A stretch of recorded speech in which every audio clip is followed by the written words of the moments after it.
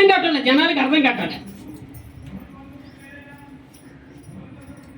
అలాగనే ఇశ్రాయేలు ప్రజలు కూడా దేవుణ్ణి కనిపించేసేసారు. వాళ్ళు కూడా కనిపించేసేసారు. వాళ్ళు కూడా క్లారిటీ లేదు, తెలివిగా లేరు. వాళ్ళు కూడా తెలివిగా లేరు. ఇక్కడ మనము గ్రంథం ఒకే గ్రంథం, ఒకే దేవుడు, ఒకే క్రీస్తు, ఒకే పరిశుద్ధాత్మ, సంఘం ఒకటి, బాప్టిజం ఒకటి, విశ్వాసం ఒకటి, ప్రేమ ఒకటి. అయితే అన్నీ ఒకటిలో ఉన్నా కూడా దీంట్లో కూడా కనిపిస్తూనే పోతుంది. వాళ్ళు ఇశ్రాయేలు ప్రజలు గ్రంథం లేక చెడిపోయారు. గ్రంథం లేక దేవుని మాట వినలే, మోసేను కూడా ఎదిరించారు. ఈరోజు గ్రంథం తెలివిగా ఇచ్చింది, మనకి ఇచ్చిండు అని దీంట్లో కూడా తెలివిగా లేదు అని ప్రజలు ఏం చేస్తానంటే కనిపించేసేసారు.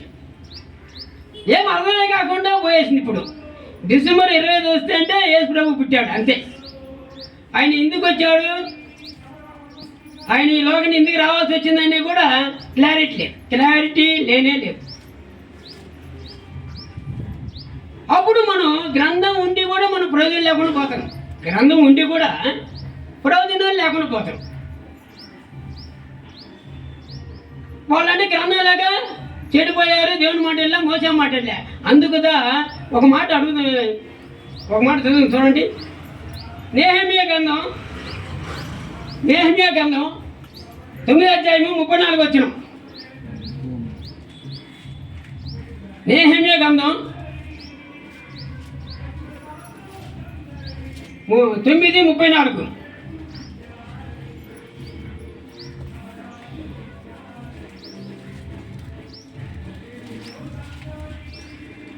నెహెమ్యా గ్రంథం 9వ అధ్యాయము 34 వచనం. ఏది ఎవరు చదవలేదు ఇంకా? ఇక్కడ చూడండి, ఇక్కడ ఎంత క్లియర్గా చదువుతున్నాడు చూడండి. ఇక్కడ నెహెమ్యా ఎంత తెలివిగా మాట్లాడుతుంది.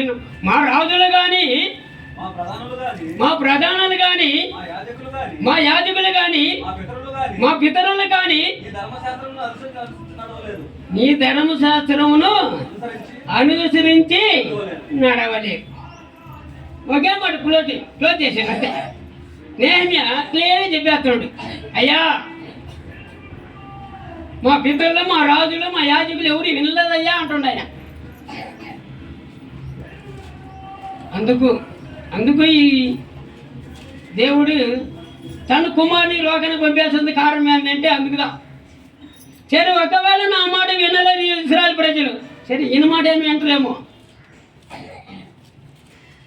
నా కుమారుని మాట ఏమైనా వింటరేమో, అట్ట కూడా ఇక్కడ కూడా కనిపించేసేస్తుంటారు వాళ్ళని. అపోస్తలులు ఇచ్చిన బోధను సరైన రీతిలో తీసుకురావట్లేదు. యేసు ప్రభు చెప్పిన మాటలు కూడా క్లియరెన్స్ లేదు. అందుకని మనం యేసు ప్రభు పుట్టిన ఒక మాట చదువుకొని మన పండుగల గురించి మాట్లాడదాం. ఎందుకంటే అది పాయింట్ ఎత్తాలి. లోక సువార్త 2వ అధ్యాయము 11వ వచనం చదువుకొని మనం పండుగల గురించి పోదాం. లోక సువార్త 2వ అధ్యాయము 11వ వచనం. ఇక్కడ చూడండి, దావీదు పట్టణమందు నేడు రక్షకుడు మీ కొరకు పుట్టి ఉన్నాడు. మన కొరకు ఇది నిజం. దీనిలో ఎటువంటి డౌట్ ఏం లేదు. మనకు క్లారిటీ, ఇది క్లియరెన్స్. ఎందుకు పుట్టాల్సి వచ్చింది, మనం అది డేట్ ఎందుకు పెట్టలేదు అనేది మన వాళ్ళు కనిపించేసేస్తాడు. ఆయన పుట్టాడు, ఎవరి కోసం పుట్టాడు? పాపులు రక్షించడానికే ఈ లోకానికి ఆయన వచ్చిండు. పాపుల కొరకు మరణించే వరకు రక్షించేదానికి ఆయన ఈ లోకానికి రావాల్సి వచ్చింది. అయితే ఆయనకి మరియమ్మకి యేసేపుకు పుట్టింది తెలుసు. ఎవరికి తెలిసినా తెలవపోయినా పలానా డేటు పలానా అనేది వాళ్ళందరికీ తెలుసు. ఎవరికి తెలవపోయినా కూడా వాళ్ళందరికీ క్లియరెన్స్. దీంట్లో ఎటువంటి డౌట్ ఏం లేదు. అయితే వాళ్ళు చూడండి, అదే లోకసు వార్త 2:1 చూడండి. లోకసు వార్త 2:1. ఆ దినములో అమ్మ కొంచెం తెలివిగా క్లియరెన్స్ చదవండి. ఆ దినమునందును సర్వలోకమునకును ప్రజా సంఖ్య రాయవలనని చదవండి. ఇది మొదటి సంఖ్య. ఇప్పుడు వాళ్ళు ఎక్కడున్నారంటే ఐగుప్తు దేశం నుండి ఒక సంఖ్య, అంటే మనం ఒక రికార్డు. ఇప్పుడు నేను ఒక తమిళనాడులో ఉన్నా, ఇక్కడ ఒక సంఖ్యలో నాకు ఒక పేరు రాయాలి. రేషన్ కార్డు కానీ ఆధార్ కార్డు కానీ దేంట్లో కూడా ఒక రికార్డు కావాలి నాకు. చదవమ్మా. అందరూ తమ తమ పట్టణముకును వెళ్ళిరి. యోసేపు పుట్టినవాడు కనుక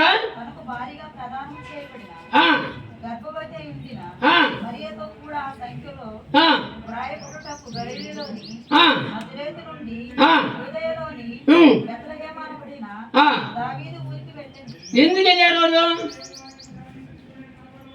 రికార్డు జనాభా లెక్క రావాలి. వాళ్ళు కూడా వాళ్ళిద్దరు కూడా మరియమ్మ కానీ యేసేపు కానీ జనాభా లెక్క రావాలి. ఆ జనాభా లెక్కలో వాళ్ళిద్దరు ఫైట్ చేశారు. అయితే యేసు ప్రభు పుట్టిన తర్వాత వాళ్ళ దగ్గర ఎన్ని సంవత్సరాలు ఉన్నాడు? 12 సంవత్సరాల వరకు వాళ్ళ దగ్గరనే ఉన్నాడు. మరి ఆ 12 సంవత్సరాలు ఉన్నప్పుడు మరి ఎప్పుడైనా సరే అది రికార్డు ఫైల్ ఇచ్చారా? ఇలా ఎందుకు ఇవ్వలేదు? ఆయన దేవుని కుమారుడు. వాళ్ళ చూద్దామని చెప్పిందంటే మరియమ్మకి ఆయన దేవుని కుమారుడు. ఎట్లయితే మీరేమన్నా దయచేసి ఒకవేళ రికార్డు పేరుస్తుందేమో జాగ్రత్త అంటున్నాడు. అందుకు వాళ్ళు ఏం చేశారంటే మరియమ్మ యేసేపు వచ్చి మరి ఒక నిమిషం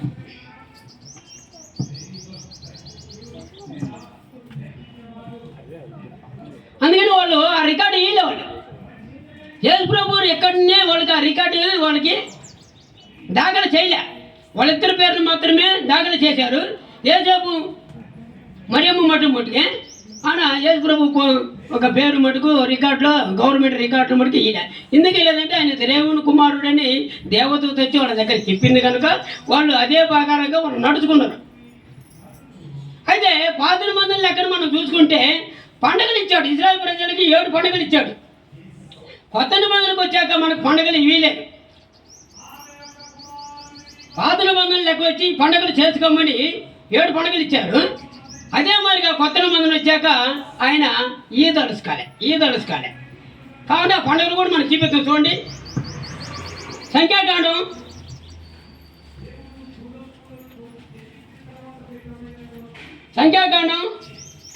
9వ అధ్యాయము 1వ వచనం. సంఖ్యాకాండం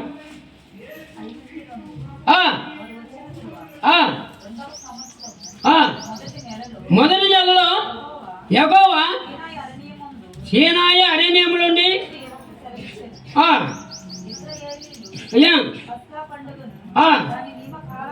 నియమకాలమందు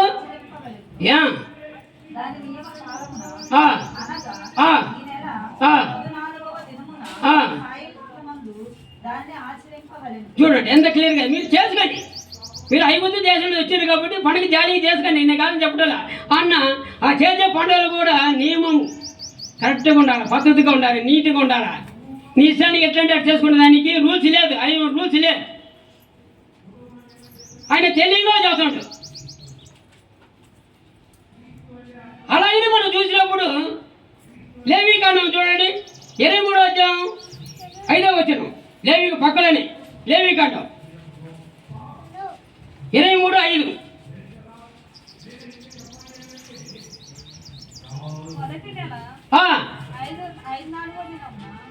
ఇక్కడ మొదటి దినమంటాను. అంటే డేట్ చెప్తున్నాడు. ప్రతి ఒక్క దానికి ప్రతి ఒక్క పండగకి డేట్ ఇస్తూనే ఉన్నాడు. చదవమ్మా.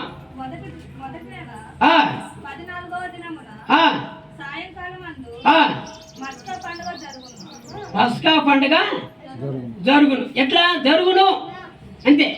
డేట్ ఇచ్చిండు, జరగాలి, చేయాలి. నాకు పండుగ చేసుకోండి జాలీగా, పండుగ జాలీ చేసుకోండి, నో ప్రాబ్లం. అయ్యంటి అయితే అదే పండుగలు ఆయన ఇచ్చిన పండుగలు ఆయన ఏమంటున్నట్టు తిరిగి నాకు పండుగలు అవసరం లేదంటుండు ఆయన. నాకు పండుగలు అవసరం లేదు అంటుండు. ఎవరి ద్వారా చెబుతున్నాడు? ఆమోసు ద్వారా మనం పలికిస్తున్నాడు. ఆమోసు ద్వారా పలికిస్తున్నాడు. ఆమోసు గ్రంథం 5వ అధ్యాయము 20వ వచనం చదవండి. ఆమోసు గ్రంథం సరదా తొందరగా ముగిద్దాం. మీరు ఎంత తొందరగా చదివితే అంత తొందరగా మనం అయిపించుకుందాం. ఆమోసు గ్రంథం 5వ అధ్యాయము 20వ వచనం చూడండి. ఇక్కడ చూడండి బాగా క్లియర్గా. అమ్మా తెలివిగా చదువు, తెలివిగా నీట్గా చదవండి. మీ పండగ దినములను నేను అసగించుకుంటున్నాడు. మరి ముందు ఇచ్చినాడు జాలీగా చేసుకోమన్నాడు కదా.